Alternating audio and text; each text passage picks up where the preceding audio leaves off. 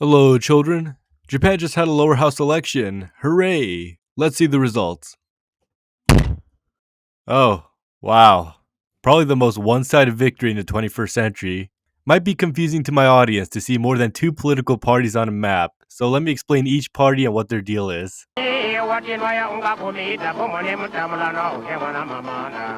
Okay, so in order of recent popularity, you got the LDP, which is essentially Japan's conservative party. They're the ones who've been basically in charge of Japan since the war, right? Between the years of Shinzo Abe's resignation and the rise of Japanese Thatcher, they've been seriously having the worst PR streak of all time.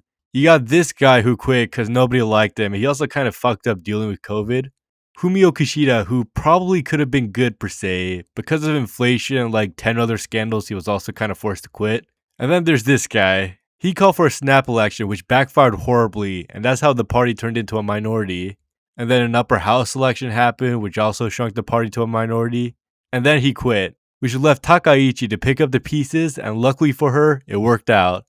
Like, it worked out so hard that they surpassed the best case scenario. You got the CRA, which is a new centralist mega party made out of the former opposition party, CDP, and a former ally of the LDP, NKP, a Buddhist centrist party which like to advocate for peace and pacifism. They fucked up bad because nobody really knew what their deal is. Also, they need to eliminate whoever takes photos for this party because in every single one of them, they look fucking evil. JIP, which is an ally of the LDP, only recently by the way, so their timing worked out. It's a center-right party, but they're actually pretty liberal on a couple of things. Also, they're Osakan, and most of their votes come from this region. So it's like if the Parti Québécois was Osakan. DPFP. For a party that feels like they came out yesterday, they're actually doing not that bad. Somehow they were able to get 28 seats in the lower house, including seats across both chambers. I'm pretty sure it's because of two things. First of all, this party is incredibly tech savvy. They know how to advertise and appeal to young people. Their YouTube channel has the second highest number of subscribers among all the parties, including the LDP, which is ridiculous. And also, their message is clear and relatable to young people. People who are on the ride but don't like the LDP or Ishin have this as an alternative option. And DPFP is fine being that. They know how to advertise. Sanseto, Party of Do It Yourself, aka the Adolf Hitler Anal Fissure Party. They are so far right, they promote COVID 19 misinformation, hates Jews, and rely on the uneducated for support. Luckily in Japan, there are more safer right wing options, so this party probably won't be relevant anytime soon. I mean, come on, if you don't like immigrants, just vote for LDP. It's never been such a perfect time. By the way, the founders are YouTubers, and they have 575,000 subscribers on YouTube. Chima Mirai. This party literally came out yesterday. They're technocratic, meaning they advocate for digital democracy and aim to implement technology across all walks of life to ensure no one is left behind.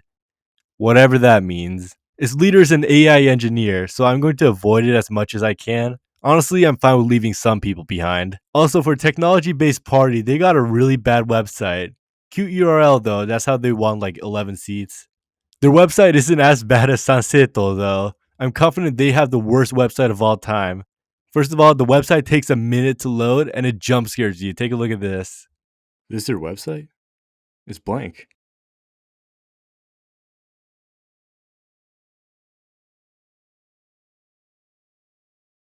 Oh, fuck, that actually scared me. There's different photos when you refresh. Most of them, I wish the camera was standing at least 10 feet back. And ignoring all these other parties nobody, especially me, cares about, we got the Japanese Communist Party, or JCP for short. They believe in communism, it's in their name, but it's more democratic, so it's not that bad, I guess. It's the oldest political party in Japan, currently the largest non governing communist party in the world. And yet, despite what could have been average results, they've been losing more and more seats since 2014. So, what makes this party so unlikable? You know, aside from the fact that communism sounds scary to most people, most obvious reason is the recent popularity of the right in the 21st century. This has been an ongoing trend around the world for some time. Those damn recessions, asshole neighbors, and immigrants really stuck a thorn with voters. And for some reason, there's not a single left wing party anywhere that opposes this kind of current immigration situation. Same in Japan. You have those fears that those damn,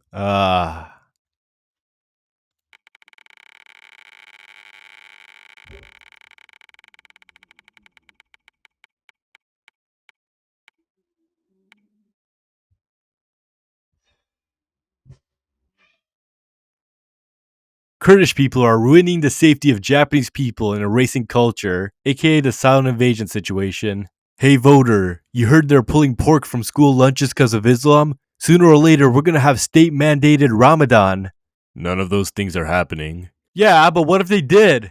That's one of the reasons why the LDP made strides in this election. You see, Takaichi is categorized as a traditional conservative, more so than Abe, and he was pretty good at these things, so she's probably gonna do the same as well, maybe.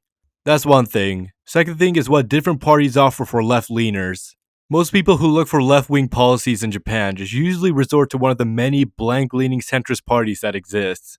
Usually these parties have enough left-wing policies that satisfies the average voter, so there's no need to vote for full-on communism. Also, there's like this social vendetta against communism in Japan. Why would you vote for an outdated radical threat to national security when these parties are good enough? Voters are hesitant to vote for a party so many find undesirable and radical looking. It's just easier to vote for something else and avoid any unwanted conversations later on. Third thing is that they're not even that communist. If you truly like Marxist, Leninist, or some kind of communism ideology, you might be interested in voting for the JCP, right?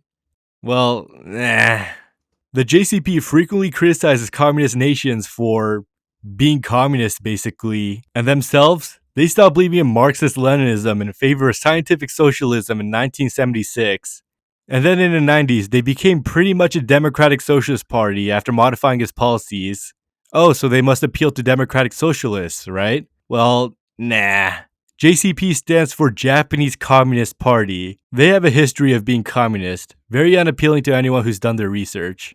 So that sucks, if you're a communist. Policies aside, what sort of vibe does the party give off, both in real life and on the internet? Because usually when casting a decision, that's what people look for anyway. Well, here's the thing. Both of these are awful as well. In real life, you see these groups of nerdy-looking chigyus handing out pamphlets or some kind of awareness campaign, usually protesting some kind of war.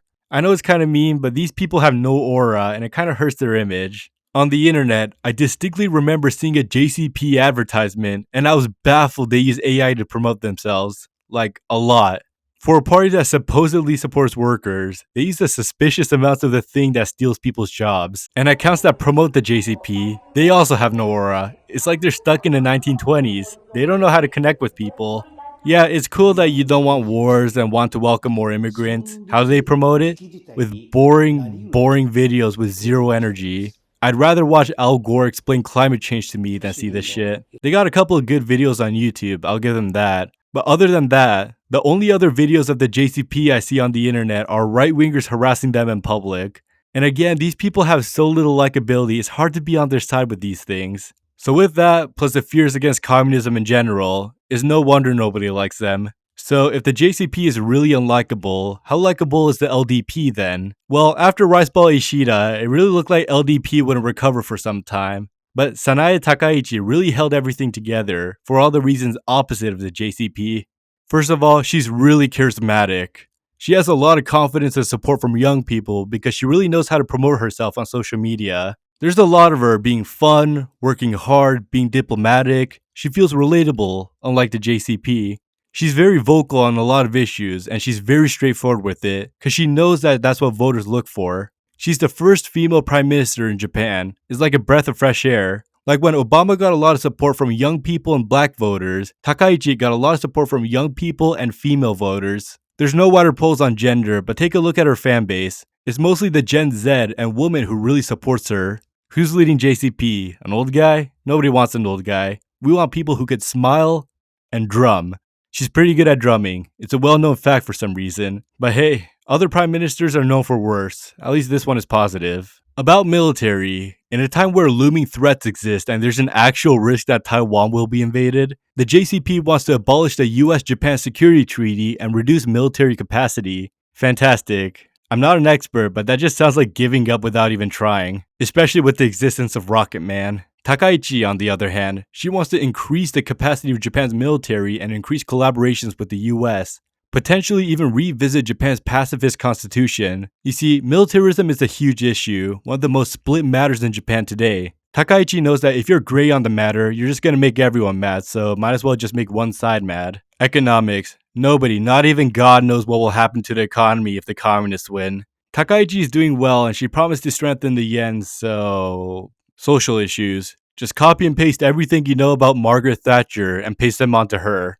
I'm just saying, if she's the opposite of the Communist Party and the Communist Party supports more immigrations and LGBT rights, you know what I'm trying to say. This type of conservatism is popular in Japan. It's no wonder LDP got a supermajority while the JCP keeps losing. Takaichi fever, baby. Anyways, yeah, nobody likes the Japanese Communist Party. There's no point to their existence. Not even revolutionary, they're just social democrats. The most they could have done to communism ideology is to give support to other communist nations, but they don't even do that. They should just change their name at this point. It's dragging them down. Young people hate JCP, old people hate JCP, communists hate JCP, God hates JCP. If you like this video, make sure to give it a thumbs up. If you want to see me do more of these political videos, also make sure to give this video a thumbs up. Comment on things I missed out or ideas for political videos, because this one was fun to make. Anyways, that's basically it. Thanks for watching. Chocolate Disco. Chocolate Disco. Chocolate Disco. Chocolate Disco. Chocolate Disco. Chocolate Disco. Chocolate Disco. Chocolate Disco. Chocolate Disco. Chocolate Disco. Chocolate Disco. Chocolate Disco.